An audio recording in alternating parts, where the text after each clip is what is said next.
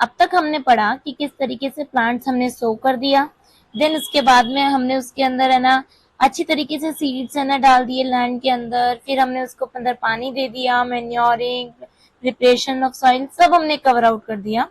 देखो अब plant grow करेगी तो उसके साथ क्या होते हैं, कुछ अनवांटेड प्लांट्स भी जो हैं जिन्हें हम चाहते नहीं है, जो हमारी डिजायरेबल क्रॉप नहीं होती, लेकिन उनके साथ ग्रो कर जाते हैं। अब क्योंकि ग्रो कर रहे हैं साथ में, तो हमें क्या करना होता है, उन डिजायरेबल प्लांट्स को हमें रिमूव करना होता है, और उस पूरे प्रोसेस को हम बोलते हैं वीडिंग।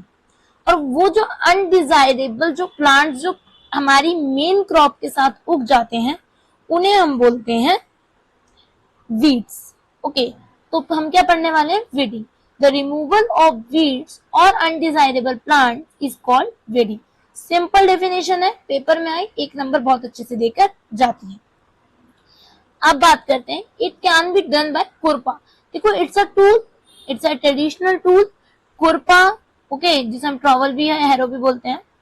एंड द वीड हमेशा क्या होते हैं, एक वीड की डेफिनेशन अगर देख ले, they are unwanted plants which grow along with the cultivated crop in a field, okay, जिनको हम बेसिकली क्या बोलते हैं, वीड बोलते हैं।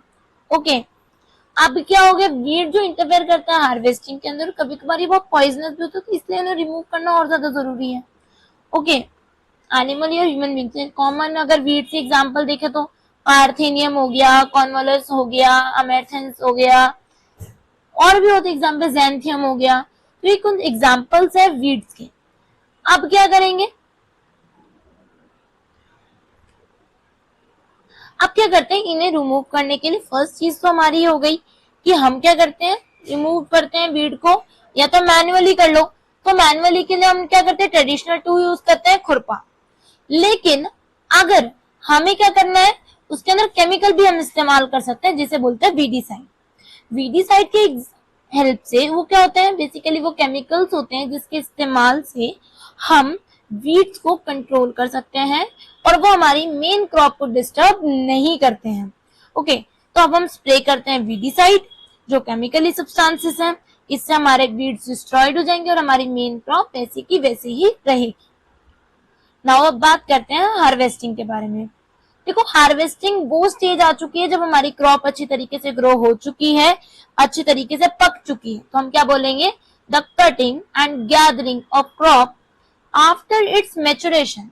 मैचुरेशन का सीधा मतलब है वो मैच्योर हो गई है, वो उग गई है, वो रेडी टू, मतलब अब उसे काट देने का टाइम आ गया है, तो उसे क्या बोलेंगे, हार्वेस्टिंग। इसको भी मैन्युअली कर सकते हैं या फिर मशीन से कर सकते हैं। मैन्युअली करेंगे सिकल की हेल्प से, मशीन के थ्रू हो गया तो वो हार्वेस्टर हो गया। साइंस में टर्म्स को याद करने का एक बहुत अच्छी ट्रिक है कि जो टॉपिक है ना उसके अंदर ही उसका मतलब छुपा हुआ होता है। अब अगर आपने टॉपिक को अच्छे से देख लिया तो आपको टूल भी बहुत अच्छे से याद हो जाएंगे। Harvesting, harvester, cultivating, cultivator. Are you getting my point?